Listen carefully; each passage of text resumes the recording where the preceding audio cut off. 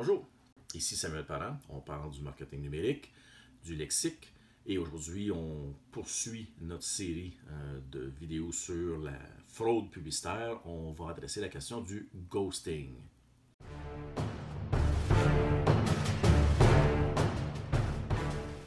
Le ghosting est une autre tactique frauduleuse qui implique la publicité numérique.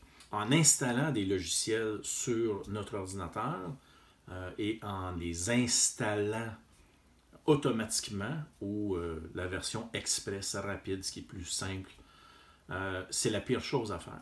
Parce que souvent, pas toujours, souvent, il y a d'autres logiciels qui vont s'installer, qui ont été bundlés avec le logiciel qui nous intéresse.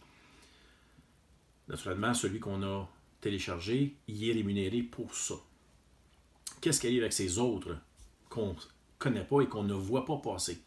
Eux s'installent dans des répertoires cachés qu'on ne voit pas et essentiellement, eux créent un furteur qui est caché derrière notre écran, qu'on ne voit pas. Mais dès qu'on ouvre, que ce soit Safari, Chrome, Firefox, Internet Explorer, peu importe, un autre furteur s'ouvre derrière, une autre instance, une autre fenêtre. Et nous, on navigue sur le site qu'on veut voir, que ce soit un site de nouvelles ou un média social. On regarde et on navigue sur la version Ghost, fantôme, en arrière. Il y a des sites web qui s'affichent, qui ont payé pour générer du trafic.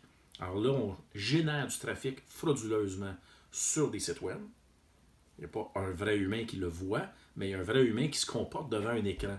Alors, on compte le comportement devant le site web que vous visitez comme s'il s'appliquait sur l'autre site en arrière.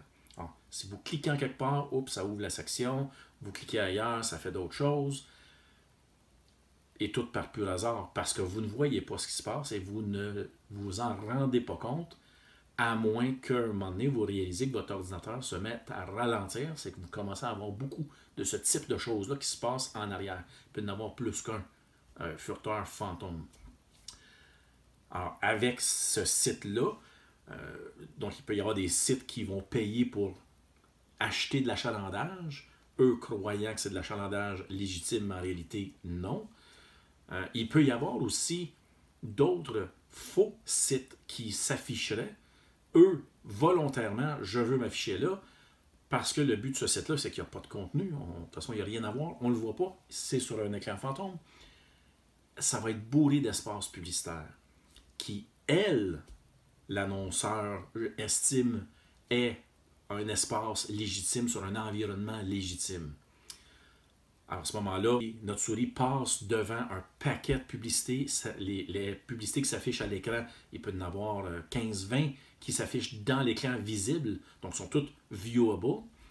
Ça compte toute une impression, peuvent compter des interactions, et si on clique en quelque part sur notre écran, ce qui arrive normalement, pour rentrer dans une section ou lire un article ou liker quelque chose, si on clique à la bonne place, ça compte un clic pour une des pubs cachées derrière qu'on ne voit pas, mais notre comportement a été enregistré de cette façon-là.